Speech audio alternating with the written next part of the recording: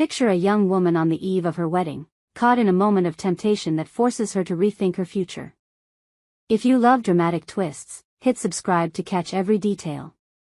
Comment below, have you ever faced a decision that altered your life? Let's dive in. I'm Lily, 20, and this happened last month, the night before my wedding in a quiet Chicago suburb. I was buzzing with nerves. My fiancé, Matt, was perfect, 24, sweet and steady, with our big day set for tomorrow. My bridesmaids, Jenna and Sarah, dragged me out for a bachelorette party. We hit a trendy downtown bar, all glitter and laughter, with cocktails flowing. I'm not a big drinker, but the margaritas hit hard. By midnight, I was tipsy, giggling, letting loose for the first time in months. The girls teased me about married life, and I felt this weird pull, freedom slipping away. That's when I saw him. He was older, maybe 56, sitting alone at the bar with a whiskey, salt and pepper hair, rugged face, and deep blue eyes that seemed to hold stories.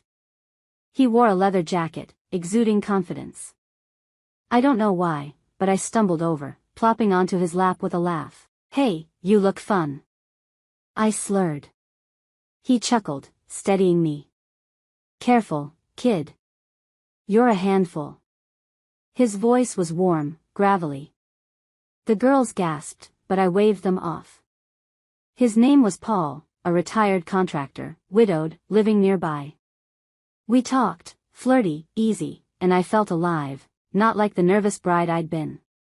That night at the bar with Paul felt like a dream I didn't want to wake from. The margaritas blurred my edges, and his deep voice kept pulling me in. We laughed about his old construction days, my college stories, and I forgot about Matt, the wedding, everything. Jenna and Sarah tried to drag me back, but I brushed them off. "One more drink," I said, sliding closer to Paul. He raised an eyebrow, amused. "You're trouble, aren't you?" he teased. I giggled, climbing onto his lap again, feeling bold. His hands rested on my waist, steadying me, and my heart raced, not from alcohol, but from him. I'd had this fantasy for months, something wild before settling down. Matt was safe, but I craved an adventure, a memory to hold on to. Paul seemed to sense it. "Want to get out of here?" he asked, eyes locking with mine. I nodded, dizzy with excitement. We left the bar, my friend's protests fading, and hopped into his truck.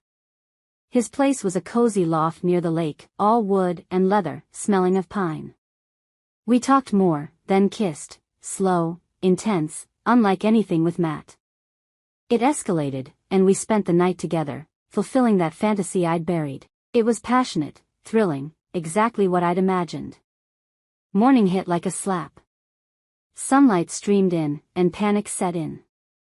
My wedding was hours away. I slipped out, leaving no number, heart pounding.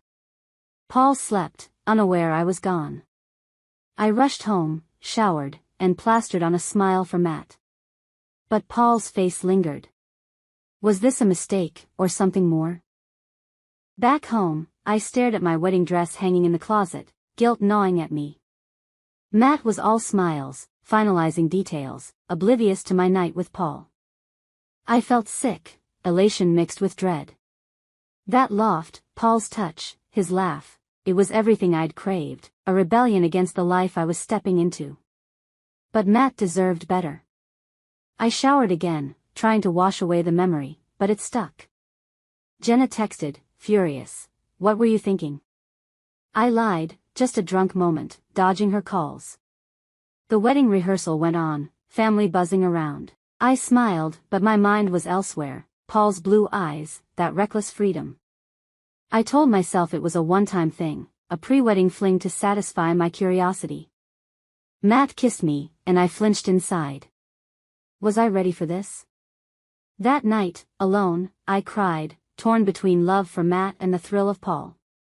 I hadn't left a number, but part of me hoped he'd find me. It was selfish, stupid, but real.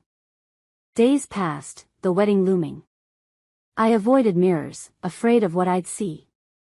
My friends noticed my distance, but I brushed it off as nerves. Then, a week later, I couldn't take it. I went back to that bar, heart pounding, hoping to see him. And there he was, Paul, sipping whiskey, looking up with a surprised smile. "Back for more," he joked. I nodded, and we left together again. It happened, same intensity, same rush. Afterward, I realized I wasn't ready to marry. After that second night with Paul, I sat in his loft, staring at the lake, my world unraveling. The passion was undeniable, but so was the guilt. Matt was planning our future, house, kids, stability, while I was sneaking off with a man old enough to be my dad. I loved Matt, but Paul awakened something, freedom, desire, a part of me I'd ignored. I left again before dawn, no number, just a whispered goodbye. He didn't stop me, just watched with those knowing eyes. Back home, I couldn't fake it. Matt noticed.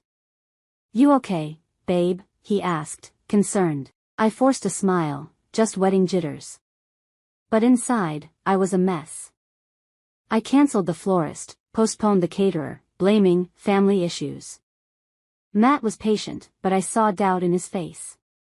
I kept replaying Paul, his laugh, his touch, against Matt's gentle kisses. It wasn't fair to either.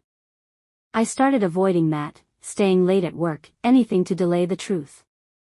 Then, 3 days before the wedding, I broke. I told Matt I needed space, no details, just tears. He was hurt, confused, but agreed. I went back to the bar again, found Paul, and we talked this time, really talked. He was lonely, I was lost. It wasn't love, but a mirror. I realized I wasn't ready to settle, not yet. I called off the wedding the day before, tears streaming as I faced Matt. "I'm not ready," I choked out. He cried, asked why, but I couldn't say. Paul, the nights, my confusion. He left, heartbroken, and I felt like a monster. Mom was furious, Dad disappointed, but I stood firm. I needed to find myself, not just fit into someone else's life. Paul was part of that awakening, but not the answer. I thanked him with a note, no more meetings, and he respected it. Weeks later, I'm in a tiny apartment, working at the coffee shop full-time, taking night classes. Matt's moved on, dating someone new. I saw it on Instagram, and it stung but freed me. Paul's a memory, a wild chapter one don't regret but won't repeat.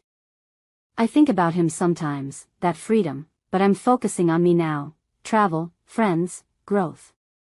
The guilt lingers, but so does hope. This is my story, raw and real. Thanks for joining Lily's journey. If it moved you, share it with friends. Hit subscribe for more tales of love and self-discovery. Comment below, have you ever walked away from a big decision? How did it change you? Stay tuned for more.